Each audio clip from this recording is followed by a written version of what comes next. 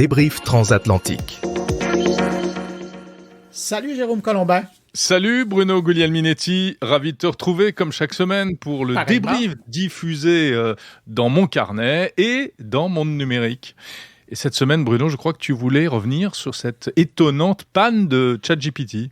Ouais, écoute, étonnante, je pense que c'est le cas de le dire, sauf que, et ma petite confidence, je me suis abonné à un courriel qui est envoyé aux développeurs et aux gens qui s'intéressent à la sécurité de la part d'OpenAI. Oui, le coquin. Et là, je suis en train de voir qu'ils ont plusieurs ennuis techniques dans une journée.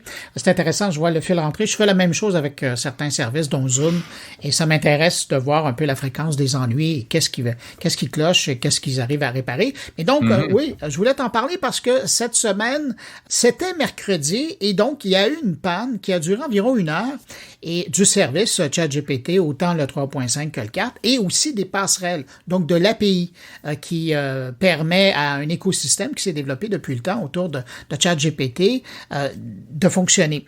Et là, je me suis dit, mais qu'est-ce qu'on fait quand ça ne fonctionne plus? Et là, c'est la fin du monde, quoi. Presque. Parce que là, le questionnement qui est mis survenu, c'est dans le fond, c'est de voir la dépendance qu'on avait avec un service comme celui-là. On le sait, quand les réseaux sociaux tombent en panne, c'est la catastrophe. Tout le monde s'en va sur un autre réseau pour dire, mais qu'est-ce qui se passe sur le réseau qui est en panne?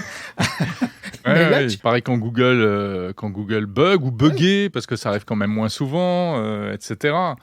Et donc, c'est ça soulève cette question-là. Et puis, je me suis intéressé au sujet et je me suis rendu compte que, finalement, cette semaine, c'est arrivé à 3 occasions où il y a eu des pannes du côté de ChatGPT. Dès le lendemain, où il y a eu la fameuse annonce où maintenant tout était possible avec ChatGPT, grâce à l'innovation amenée par OpenAI, mais ça, c'est un autre sujet. Mais donc, c'est de se rendre compte qu'il y a tout un écosystème qui est branché sur le ChatGPT et que finalement, on est tributaire de la santé de cet outil-là. Et je pense que ça va amener des régulateurs à peut-être regarder de plus près tout le service de redondance qui pourrait entourer ces services-là, parce que du moment que là, c'est beau, là, quand c'est des communicateurs ou des petites entreprises qui se basent sur ChatGPT pour faire ici et là des boulots, ça peut tenir. Mais quand il y aura des services beaucoup plus importants qui vont carrément être dépendants de ce service-là, ça va soulever des irritants les jours où ça va tomber en panne. Alors voilà, c'était ma petite réflexion de la semaine que je voulais partager. Tu as raison.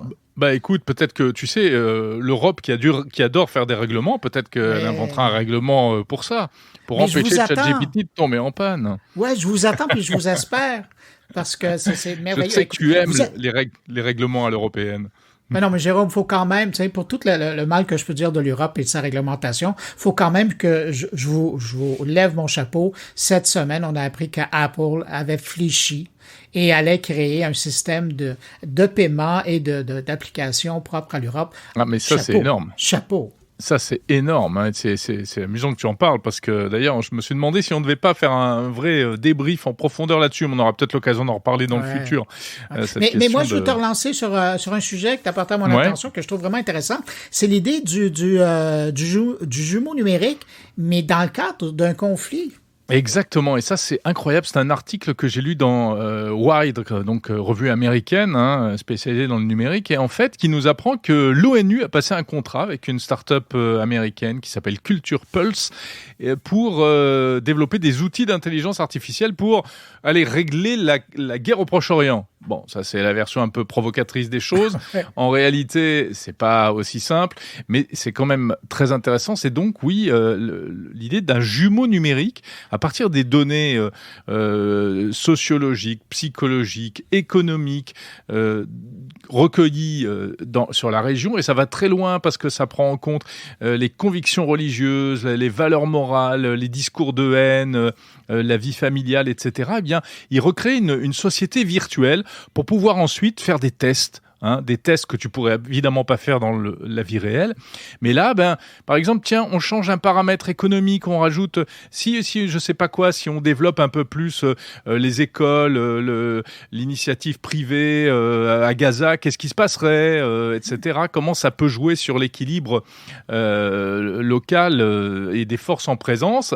Et tout cela, donc, à l'arrivée, peut-être que ça pourrait orienter des décisions politiques, des axes de communication communication, etc. Et avec peut-être la perspective d'aller vers un apaisement.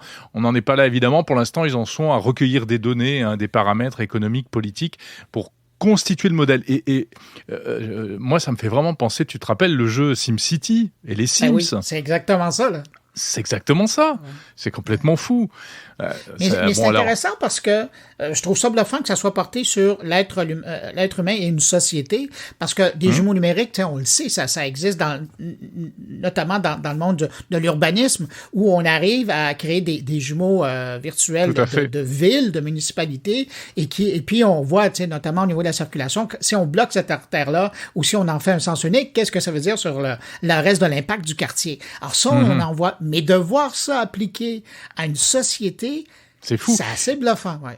Et alors apparemment, l'entreprise en question, la Culture Pulse, ils ont déjà fait ça. Ils ont fait ça au Soudan, ils ont fait ça en Irlande du Nord, et ils se vantent d'avoir obtenu des résultats avec une précision qui dépasse les 95%. Par exemple, ils ont fait un truc en Irlande du Nord.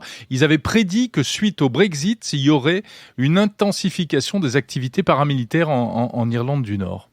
Donc voilà, ça permet ce que ça veut dire comme outil pour les gouvernements, ça? Exactement, ouais. Mais après, franchement, est-ce que c'est étonnant qu'on essaye d'utiliser ces outils-là aujourd'hui? Non, ça paraît logique. Non, mais sauf que jusqu'à maintenant, la seule façon pour les gouvernements d'avoir un genre d'impression ou d'avoir une perspective de la réaction, c'était les sondages. Oui, mais là, on est rendu... Oui, mais c'est vieux, on s'entend. Mais là, on est rendu dans la modélisation. Exactement, ouais. Avant, ça se faisait au doigt mouillé. Maintenant, ça se fait avec du big data, quoi. Quand même, on verra ce que ça donnera. Est-ce que ça apportera vraiment quelque chose? Voilà, c'est assez incroyable quand même. Merci d'avoir partagé ta lecture.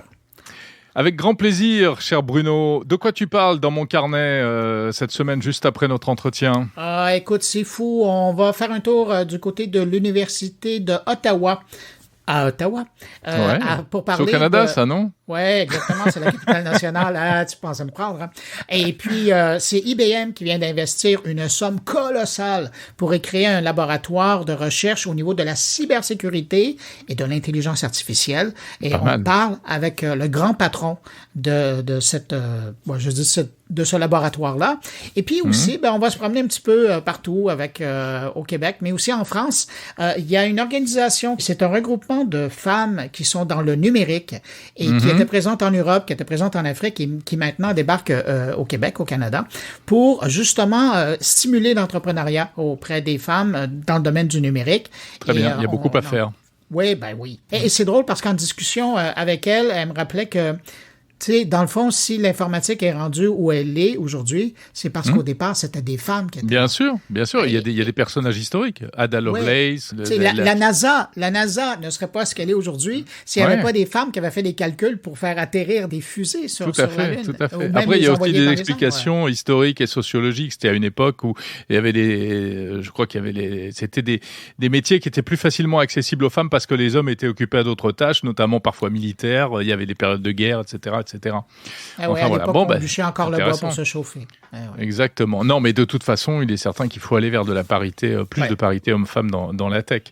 Et toi, de ton côté, tu parles de quoi? Vaste sujet. Alors moi, cette semaine, dans ma chronique L'innovation de la semaine, je m'intéresse à un truc complètement fou qui est en train d'être présenté en ce moment même, là, au moment où on enregistre ce débrief.